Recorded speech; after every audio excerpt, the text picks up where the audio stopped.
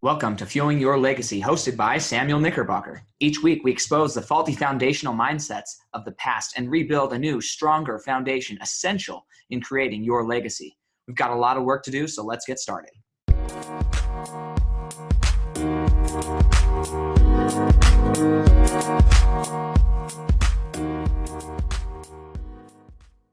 Welcome back to the Fuel Your Legacy podcast. Today we have a fantastic guest on. His name's Sam. My name's Sam. So everybody needs a Sam in their life. That's what all my friends say. Sam we am. Exactly. Funny thing about Sam Taggart, though, I watched his rise into prominence. I didn't know where he lived. I assumed he was kind of around me because he worked for a company that's out of Utah. But what's cool is what he's been able to create. He's the founder, author, I don't even know what to call it, but the one in charge of, and it's his creative baby, the D2D Con, which I did summer sales for 5 years before this, and just knowing what it takes to be successful in that industry, it's awesome to see somebody put on a massive gala awards, or what are they called, the Golden Oscars, all these things. It's there needs to be recognition because sales is actually one of the the most highest paid industry in America, and oftentimes it's almost looked down upon. And so having it come to the light of this is what makes our country run. So many things are sold door to door. It's crazy. And I didn't even know all the things sold door to door until I saw door to door. I'm what, they got garbage. They have so many things that get just sold door to door. So I learned a ton just watching that happen. It's awesome. I'm excited to have him on. I've been wanting to have him on for a long time, but I didn't know how to get a hold of him. I'm a little shy on Instagram sometimes. But then I got talked into going to NSA, walked in the room, and all of my heroes are in this room. So it was awesome. I'm glad that you were there. That was my first time going. I know. I'm so glad we were both there at the same time. But yeah, so tell us a little bit about your story, where you came from, and what gave you when did the brainchild start of D2D Con? More so about this brainchild. So yeah, I did door to door since I was 11, and that's all I really did. I never worked for W2. I was out selling a little magazine, coupon books, and then when I was 13, I took it to the extreme and started painting the addresses on the curves where, you're hey, the fire department recommends it or whatever. And I started a little business in high school called The Gutterman, and had about 11 of my buddies working for me. And we'd go out on our bicycles and we'd spray curves, and I'd collect an override. And, without even knowing the model, I ran the model when I was little. And then I graduated high school knowing I was already good at door-to-door, already made great money, and always had kind of that hustler mindset. And I got into the alarm space, did that for 6-7 years, and then got into solar. And after, 15 years in the industry, I was like, dude, I love door-to-door. Obviously, that's all I know. Why is it such a competitive, cutthroat, looked down upon? Why is it this oh, you do door-to-door sales kind of attitude? And I was like, no, I'm proud of doing door-to-door sales. I make a lot more money than most people, and I've been able to travel, and I've been able to learn skill sets that are super valuable. Why do people look at door-to-door salespeople and go, ew, scum, you sleazy? You know what I mean? Yeah. It's just it's this weird stigma. So I was like, what can I do to change that? So I was actually meditating in southern Utah on a 3-day fast and silent solo meditation retreat. And true story. And everybody's like, no, this sounds too hoaxy. But no, I'm sitting there and I had a vision. And I was and I don't have any visions. I don't dream much. I don't know if you're a dreamer. I dream all the time. My wife wakes up every morning, let me tell you about this dream. I'm like, let me tell you about the no dreams I've never had. Yeah. So it was weird for me to have this vision. And it was me speaking on this big stage, and I was like, what is that? And and I kept asking, what is that? What is that? What is that? And D2D Con kind of birthed. And I was like, what? I'm going to host an event for all things door to door. And anyway, so scary. No, that'll never work. Everybody will recruit each other. No way. Right, exactly. I can't believe you're selling that crappy thing. Yeah, exactly. It's like a disaster. Anyway, I'm like, no, this is really supposed to happen. I felt this call to, be the advocate and support the tribe. And I started a Facebook group called the D2D Tribe. And I was like, why don't I create this kind of more content support to help door-to-door salespeople. And anyway, so I started a podcast. I launched the event, and I had a lot of haters. They was like, "No, I'm not sending my people to that. That's a disaster." I'm like, that's what I say. I agree with that. No, there will be no recruiting. They're like, how do you ensure that? I'm like, there's no swag. You can't. We have recruiting police that monitor it. We like full on. Wow. Like if you showed up with that point jacket, we would have duct taped your jacket. We monitored it, right? And we were like, how do we do this? And how, the motto is like, come as a team, learn as a team, leave as a tribe.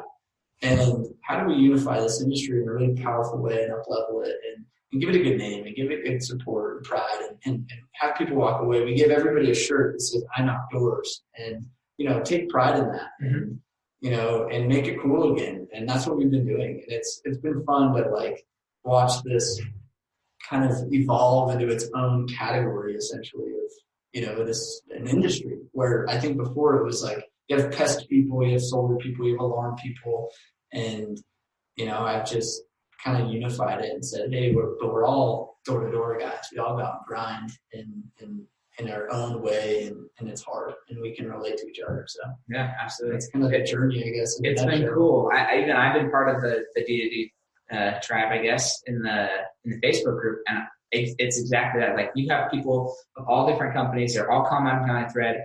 They're all sharing their experiences as door-to-door people, and they've unified themselves across the line of door-to-door.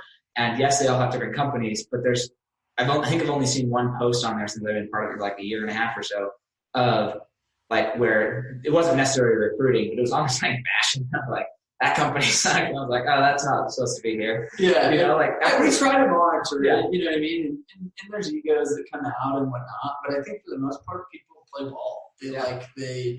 They see it for what it is, and they see it as there's a safe place I can learn and grow. And, like people get hit. I get hit up every day. But like in Florida, a guy hits me up the other day. He's like, dude, like, what do I do in this situation and this? And I'm like, just ask the tribe. And then all of a sudden, I see like 20 comments of like owners and VPs, and like I'm like, dude, I don't think you realize who actually answered your question.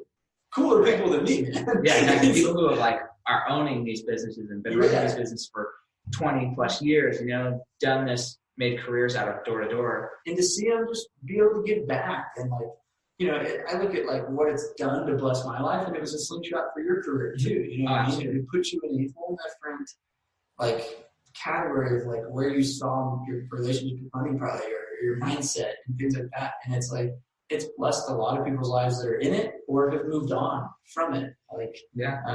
So I just think it's cool for a landing pad or a platform for people to kind of give back, like via the podcast or the tribe, or speak at the event or stuff like that. It's kind of cool. Yeah, no, it's definitely cool. And to that point, like in the finance industry, I didn't think I was like good enough to go make a ton of money until I went out and did door to door, and I was like, okay, so clearly making money's not difficult. Like anybody who like can put their nose to the grindstone, like I'm not any special person, I'm not extra good at anything, but like anybody can go out, and if they're committed, they can make money doing door to door. And if you can go make 50, 60, 70, 100 grand in 4 or 5 months doing that, then one, the question becomes, is that really the value? Is that the legacy you want to leave? Like, do you want to leave a legacy of just selling a product?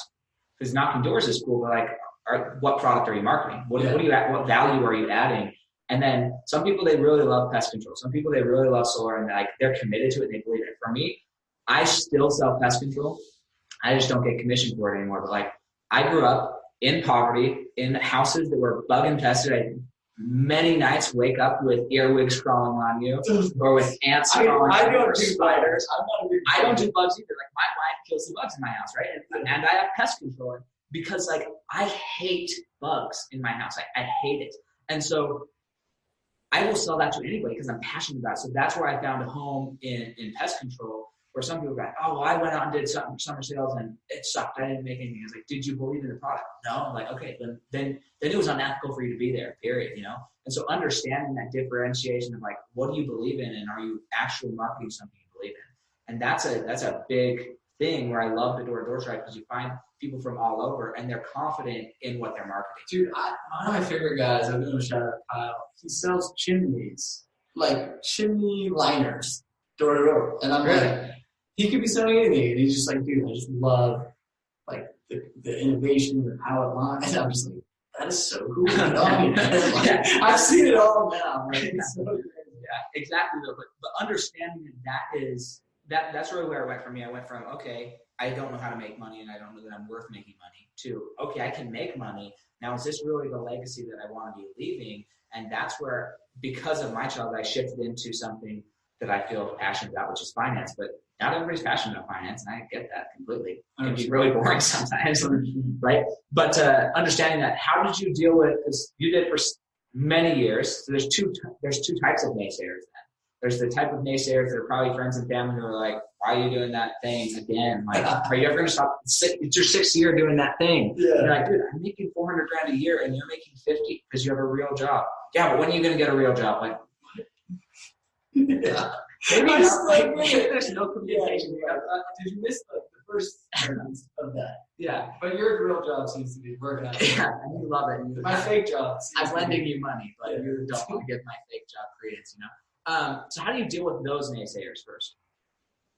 Just like that. I actually just say, yeah, one day I'll get a real job. Okay. One day I'll finish college as I move into my $1 million home. You know what I mean? Like, one day I'll, like, I just kind of play it like, yeah, like, I kind of play like, sometimes maybe my ego comes out in those situations. But like, yeah, like, still trying, you know, I'll figure my life out one day. Like, you know, it's just kind of like, and that's probably ego. But the reality is that I just try to help them see, like, anything that people can get passionate about and provides exchange of value, isn't that a job? Like, you know, whether you're a plumber and you're fixing someone's pipes and they pay you for that, like, I'm helping provide a new service that, you know, instead of somebody going and paying a guy to do SEO or marketing, they're paying me to go be the direct marketer and go straight to their home and do it, and I get paid all the money in between that gets lost in all the inefficiency of, I put up a billboard. How'd that work out? You know what I mean? It's like, well, do you get mad at the guys putting up billboards, or the guys running a Facebook ad, or the guys that send out mailers? Like, I mean, it's just another way to market. Like, is that not a same thing? Like, I just happen to go to your house. Like, yeah, you know, exactly. That's cool. So that's one set of naysayers. I'm not as gracious. I think I'm more egotistical than you. No, I'm like, I still feel the need to be a public servant and be like, you don't understand. Like, I will explain to people. Okay, so you think that this is what you're saying, but like, you have no idea what you're saying. You have no idea what this industry is, and I'll try and explain it to them, which is more maybe high-handed. I don't know. It's funny. Last night I watched a movie called American Honey. Have you ever seen it? It's pretty racy. And anyway, it's Shia LaBeouf, and they're a team of magazine door-to-door sales guys. It's on Netflix. Yeah, I don't think I've heard and right. I'm like, a door-to-door sales movie. Like, I've never seen this. Like, what?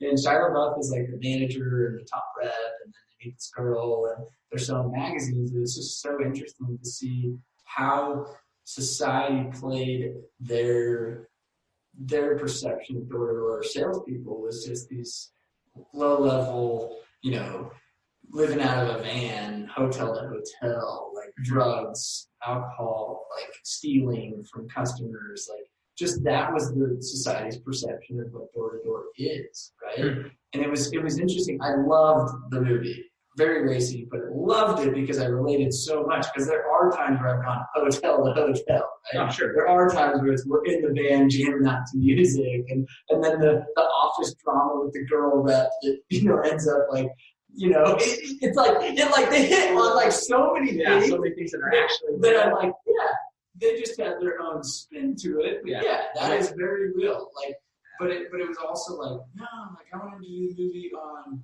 like a legit team that like actually goes out and does it right. You know what I mean? It's not stealing from people. It's not all just cracked up on drugs. And, right. You know what I mean? There are that level of, you know, and I think sometimes society just thinks it's like the American Honey movie where it's just all these guys that are just like stealing and sleazy and make up whatever they want and don't have good practice. And so my whole thing is like, I'm going to try to advocate that. Like, we're creating the Door-to-Door Association right now and making it like a city and government relationships and consumer relations and protection. Anyway, so there's some cool stuff you're working on. So. That's cool. And those types of things is how you get recognized as an industry that's going to actually help everybody in the industry. It'll help everybody gain more credibility. It'll say, look, no, like we're certified or whatever. We've cleared the test to make sure that people out there are going to protect you. So that's cool. So that's one set of naysayers dealing with that. And then the other set of naysayers is when you were, because you kind of mentioned this earlier, but when you were starting the door-to-door drive, or the D2D con, anytime you stick your head up and say, I'm going to go do something that's never been done before, I'm going to go do something that's like, because there's part of it is, so this is my philosophy. Naysayers are not naysayers because they want to intentionally hurt you or tear you down. Like there's like a very small percentage of people who are just jerks and they're just trying to tear you down. Most people, they're scared and that they didn't think of it themselves. They're sad that they didn't think of it themselves. It's a flashlight. It's like one of these spotlights. So like, bam, you could have done this, but you didn't. So that's wasted potential. And so it's more of this internal thing. So rather than like trying to be this like slap you around, some people you have to do that, but most of the time it's like I need to do, for me, this is my perspective, I need to do this so that you can believe in yourself again. And so how do you like help? How does you help those people who initially are like, I'm never going there, actually join the tribe eventually? Yeah, and that has been the most interesting journey. Because it's the people that are even close, the relationships that I've had that have been naysayers, and it's actually comical to watch them turn. You know what I mean? Sure. Like a year ago, you're definitely not singing my praises, and all of a sudden now you're kissing my feet. Like stop! Like that's what you got to wash out. Because it's like you're now just seeing how I can benefit you, and the reality is it goes back to like so many people hit me up like, oh, I would have thought of that, right? Because I didn't think of it like. Blah, blah, blah, like whatever. And I look at it like it was much, much more their own internal envy and ego more than anything. And I took it for that. Like I literally took it for that. I'm like, I get it. You're going to throw rocks and poke holes at this. But the reality is it's for a good cause. And if you don't see that and you think that it's just like all about Sam or all about like whatever money, like, the reality is I'm here trying to help and give back to you. Like to the point where I don't know if you knew about the first year. So Vivint literally hosted an event down the hall and brought in Grant Cardone for free. About that. Like to the point that's how big a naysayer is. It's like, hey, we don't want anybody to go to Sam's event. It's some like stupid little to come to our free event where we're going to bring in Grant Cardone and host it at the same time. And you're like, talk about naysayer. And it's how hard it was for me to be like, want to throw rocks back and be like, you punks. Like the reality is I just didn't say anything. Like I just was like, whatever, like they're going to do what they're going to do. I'm not in competition. Like this isn't a competition. You're part of the tribe. Like, I hope you understand that. We'd love for you to come. I don't see why you're trying to compete because there's no competition. Right. And by playing the game of like, I'm not competing with anyone. There's not me versus you. We're playing a win-win game here where everyone can win. And that energetic level that we put off, it actually completely backfired on them. It made them look like a complete bully, it's almost like what? Why are we trying to throw rocks? Like he's just trying to do a good thing, and it solidified this whole movement even more. That was actually probably a monumental piece in this whole journey. And I went to the guys that planned it, and I said, "Hey, you want to speak at the event last year?" Obviously, it sounds like you're kind of jealous that you weren't speakers or something. Like I don't know because some egos coming up. But how about you speak? How about you come and participate? And I invited them to speak the second year, and they did. And you know what I mean? And I just said, look, like, I would love for you guys to play in this just as much as anyone, but it's not a competition. Yeah, for sure. And the more that people saw that it's like, I'm not against anyone, I'm for everyone, the more people started to follow along this journey. Because they thought for some reason I was threatening or I was playing sides or I don't know. I just, and being able to keep that level-headedness has been hard, but it's helped. So that's a huge thing. So this whole podcast is about habits, mindsets, and behaviors that are really going to help people launch into being successful in whatever area. And this is such a key one that I just want to point out. There's two aspects of it, but one is that you're not in competition with anybody. Like having the mindset of like just going out and serving, that's a key mindset that you have to get into the like, okay, this is my intention, this is my desire, this is my focus, and I'm just going to do it regardless of what's happening around me. Because there's always going to be people around you who don't want to participate, who want to pull you down, who want to do those things. But the humility aspect of it and the recognizing that there's a book on this. Maybe I'll do that book for this week, but the obstacle is the way. Love it. It's my favorite quote. Like to understand that though, like this seemingly a lot of people, so many people would have said, oh, there's a competing event with a like an internationally branded company that's like, they can draw a crowd. It's not like, and they have literally billions of dollars to throw into demolishing me, right? Yeah. And I'm just this guy who's trying to start a movement. But many people, not like Sam, but many people would have said, oh, we'll just go join their event. We'll just have everybody go there, right? We'll see if we can piggyback in. Just bring other people for free, this and that. And I was like, no, right? But understanding that was actually the catalyst. It's the catalyst in two ways, right? The one catalyst is to the tribe of people who got to see how that played out. But even more intentionally is the catalyst inside of Sam, inside of yourself, that says, you really find out what type of person you are. You really find out what man you are and what your intention is when you have that much opposition and you stand your ground and say, no, this is important to me. This was my vision. This is like, I'm a religious guy, and I think often the term vision has been so construed in religion to think it's something that only happens to like holy men or only happens to the prophet of God or of Islam or whoever. And it's just like the reality is, if you're not having visions daily and sometimes they're given to you, and other times you're intentionally visualizing your future. And you to be successful, you need to have daily visions of what's to come. And because that's how you create. That is the essence of creation, is visualizing and bringing to pass spiritually first and then going out and creating it. So like there's so many nuggets here that I hope you guys are catching on to, because this is what makes somebody successful. And one of the things I've seen, because I follow your podcast, was like as soon as I went on, I was like, okay, everybody needs to listen to this podcast. But like you probably had decent associations being one of the top sales reps of virtually every company you worked at. You get decent associations.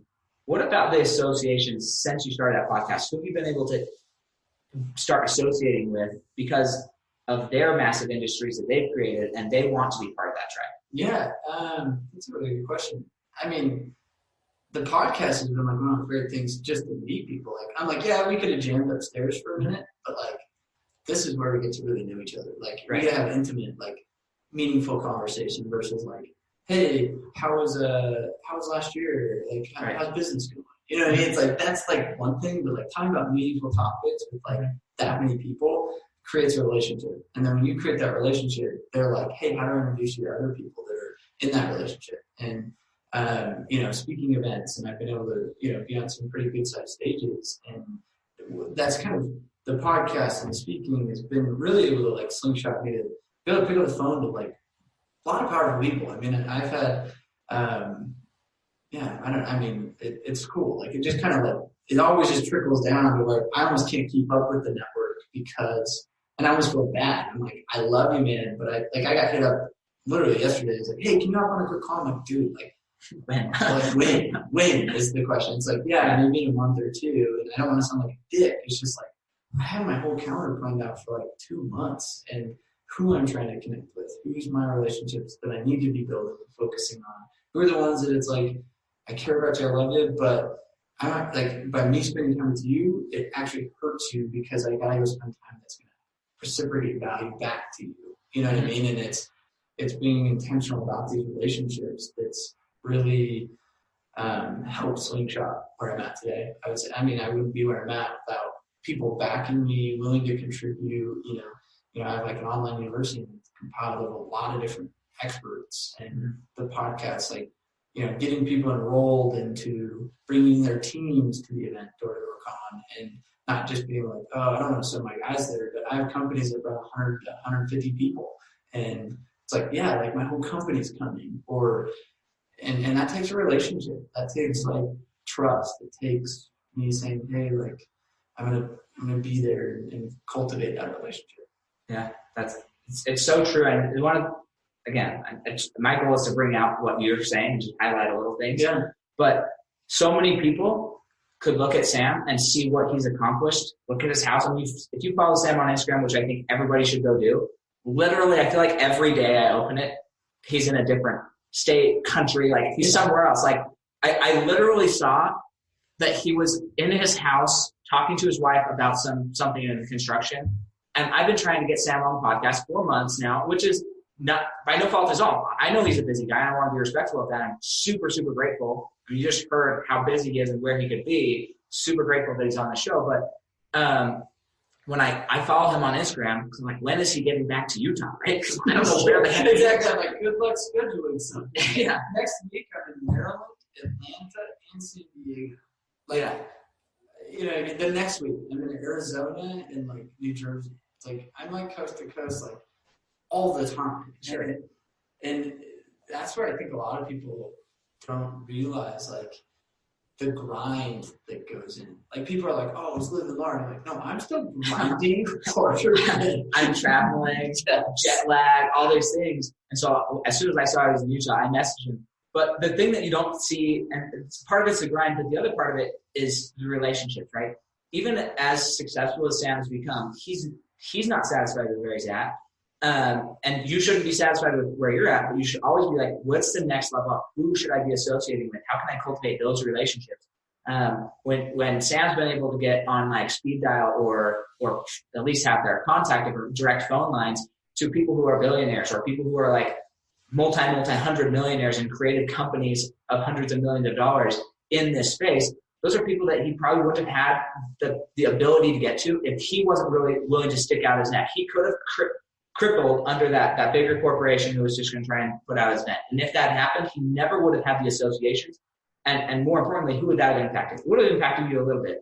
But ultimately, it would have impacted his wife. It would have impacted his children because now they would have had less opportunity because he wasn't willing to like stand up and sacrifice and stand his ground. So what are you doing in your life right now that you're not choosing to stand up on that's ultimately impacting your family? That's what, and just to think about that. No, and I think something else with that, like a lot of people think like, oh, I'll just reach out to all these really important people and they're somehow going to like just take 2 hours out of their day. Like for me, it really started with, hey, I was a top rep. Like I was somebody that like I had at least some stable ground to stand on to say like, I had performed at a very high level. And so like, I think that's almost step one. Like I think a lot of people to go create this legacy, like I didn't realize by getting a trophy and dominating one thing, how that would be something I could stand on 2, 3 years, 5 years down the road to create relationships. Like people are like, oh, okay, I'll talk to this guy because of, which is sad and people judge and people, that's just how society is. Sure. It's the facts are the facts. But like, I think a lot of people try to skip step one. Like go do something really cool. Like go be somebody that other people want to get to know. Does that make sense? Yep. And I think that that's a legacy creator because those that just want to latch on or leech on to other people's legacies is one thing, but like go like start by just saying, I'm going to perform at a high level, whatever I'm doing, and dominate so that then I'm loud enough to go grow my network, which then my performance only expands because I'm meeting in an environment. My environment's at a higher capacity, moving at a higher cylinder, like running on more cylinders. And I just think a lot of people try to skip step one. Yeah, so I'm curious about that. When do you feel like for yourself, if you were to like really think about this, and maybe you've meditated on this already, like when was the first time you remember really just like winning just because you like the game? Yeah, it's when you stop looking at your bank account. Like I remember it was probably my second year selling. No, it was my third year selling. And yeah, you got to start. Anyway, so it was my third year selling, and I remember I like had a dispute on my paycheck, And I was like, oh, I never looked at like the last two. So then I started wanting to dispute that. So I started paying attention to my paychecks, and I was like, I'm ticky-tacky and spending 3 hours auditing every little account when I could just be selling more accounts. And I was like, what if I just stopped paying attention to my paycheck? And it was like a weird thing because I'd always been so like focused on the money, right? It's like, okay, how much money came in this Friday and how much blah, blah, blah, blah. And I said, what if I cared more about just beating everybody? I'm assuming the paycheck should be higher than everybody else. You know what I mean? Instead of looking at my paycheck. And so I chose to not look at my paycheck the entire rest of the year. Wow. So like I said, and it was right when I was getting married, and I was like, look, like I'm just done with my paycheck. I was like, what? And it's such a weird thing, but somehow it like triggered my mind to be like, just go beat everybody, you'll make more than everyone. And I'm assuming that's enough. Yeah, well, that's interesting because so many people, and we were kind of joking about this earlier about the naysayers, but people literally look at their paycheck or their salary card or whatever as like a report card. And that's like a scorekeeping thing. And there's a certain level of that where the transition that ultimately happens is you're competing with other people. And it's without like diminishing that, that's a step, that's a progression that you have to at least be wanting to compete with other people. So like the fact that you were there even is a good thing, but there's a point when it's no longer about how much competition or how you're comparing against other people or even yourself, and more about how much value can I really add. Yeah, like, and that's where it's been lately, because I don't compete with anybody. I mean, there's not like another door-to-door con that I'm trying to like compete against. There's not another door-to-door expert company that consults and trains, and there probably will be some that pop up, but I like don't even look at them as company. I'm good, like we need more. Like I'm burning myself out. Yeah, Please join the industry. Yeah, my hates No, but I look at it like that. I go, how do I reach bigger audiences, bigger stuff? Like, how do I get in front of more people? Because the reality is like, if people knew my formula, that it could apply to anything. It could apply to any small business, any medium business, any sales cycle. You know, I have sales, recruiting, and leadership are the three kind of pillars that I train on. And I'm like, dude, any of that applies to, I don't like anything, like insurance or financial planning. Sure. And it's like, I look at it like, we just learned the School of Hard Knocks, like the true grind of direct sales in its purest form. Mm-hmm. And I think there's some value there. And I've taken the 100,000 hour rule and it's like, why not go apply it to everything? And so now I just look at it like I'm really just playing in my own world and competing against myself, which for me is actually more fulfilling, because now you're not like, how do I just beat him? It's there is no limit. Like it's just, I just go beat myself, which I hold myself to a really high standard. So yeah, exactly. That in summer sales and even now, it kind of frustrates other people. I like business partners and stuff. Like, Sam, why aren't you competing? Like I'm putting up these numbers and of what everybody else is doing. You should be competing. Like I don't care. Like what happens in their life, I'm happy for them when they're successful. I'm happy if they're earning more money than me. I'm super stoked for them, right? Good on, man. Like they put in more work. That means I got to put in more work, but not because I'm competing with them, but because like I want what they got, right?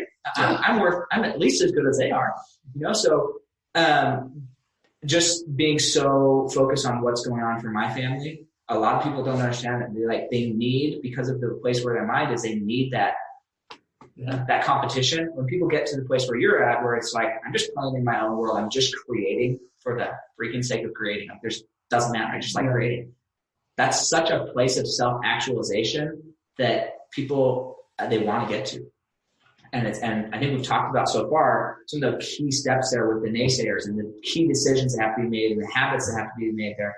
And we talked about the finances. So the finance is interesting. I look at my money every week, like weekly I look at my money. I'm a finance guy, so but what I help people with is helping them have an emotional relationship. I made a similar decision to you. If it's not like $500, that's currently what I value an hour of my time. Okay, about $500. So like, if it's going to take me more than an hour to settle a dispute, and it's less than $500, I won't even do it. If I do it and it takes me 2 hours, I'm done worrying about it. Like I have like my measures of like, is this even worth my time? I can go make so much more money. Yesterday, I was out working and my sisters were over like, are you going to come spend time with them? No, I'm going to go do some appointments, right? Made $4,500 yesterday just because I went on an appointment to help some family, you know? So it's like, when you think about that, was it worth the hour? Was it worth like skipping an hour with your sisters? Yeah.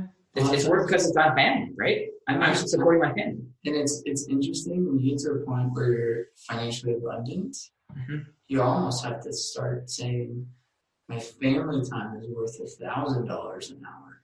Right. Because I get into the point where I could always go make another $500. It's like, but you can burn yourself out quick. And that's what I've kind of like the last few months been like uber focused. Like, how do I put my schedule around? Like the last day, I just spent all day with my kids. And today I'm taking them on dates. And because I know that I'm traveling next week. So I'm like, okay, how do I say no? Because I could have said yes. I have people beating on my door saying, when can I get you out?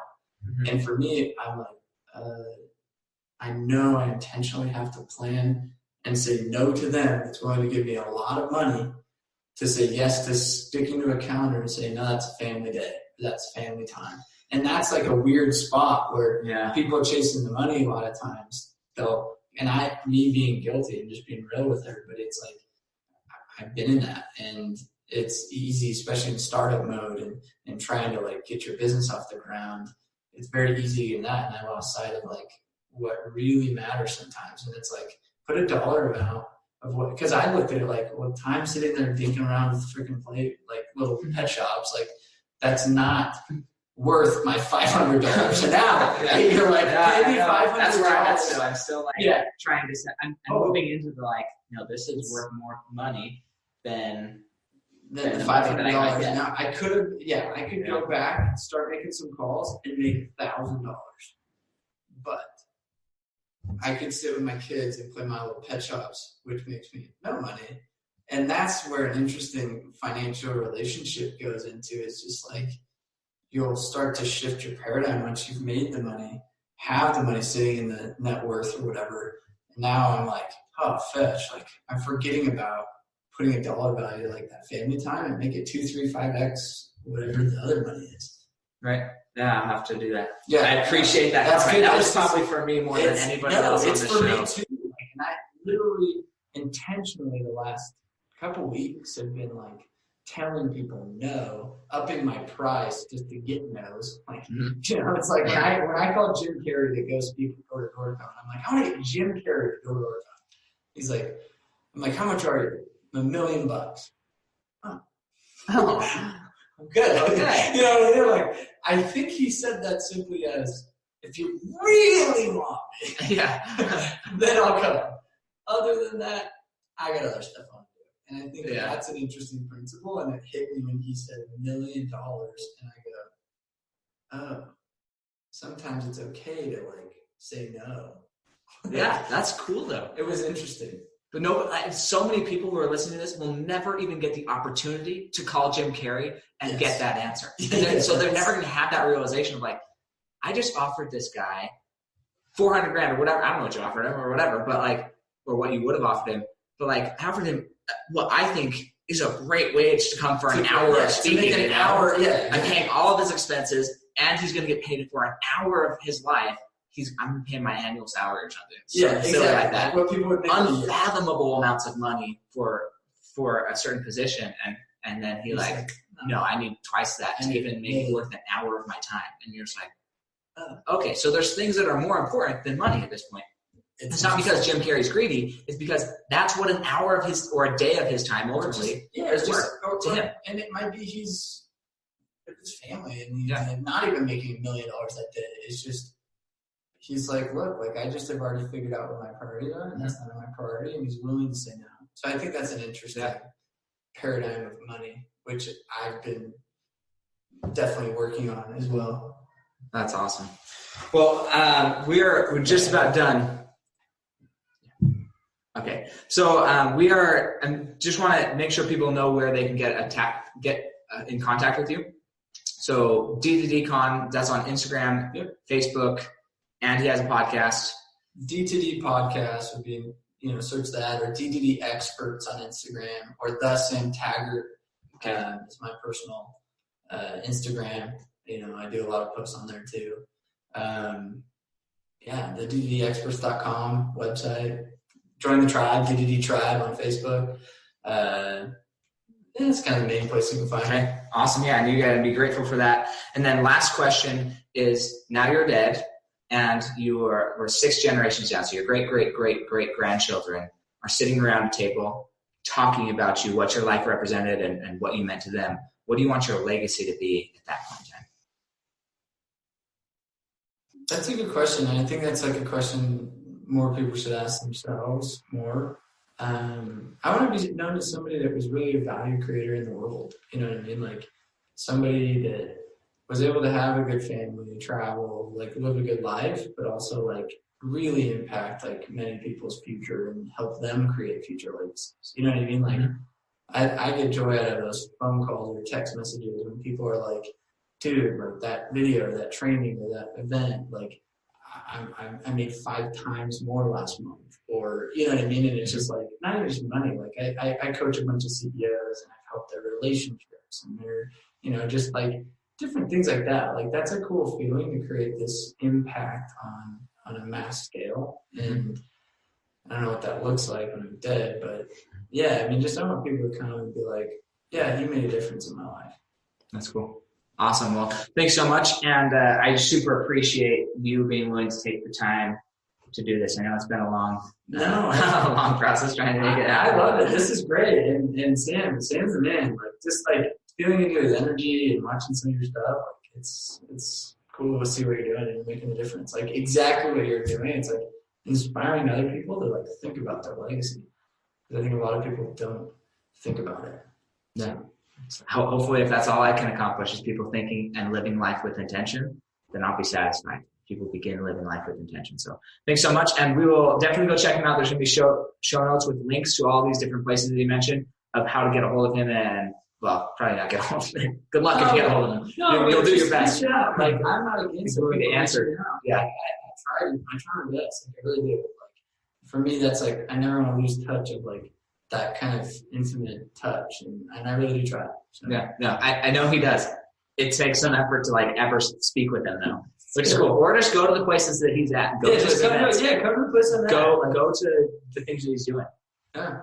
And that's how you can get a hold of him. But thanks so much, and we'll catch you next time on Fuel Your Legacy.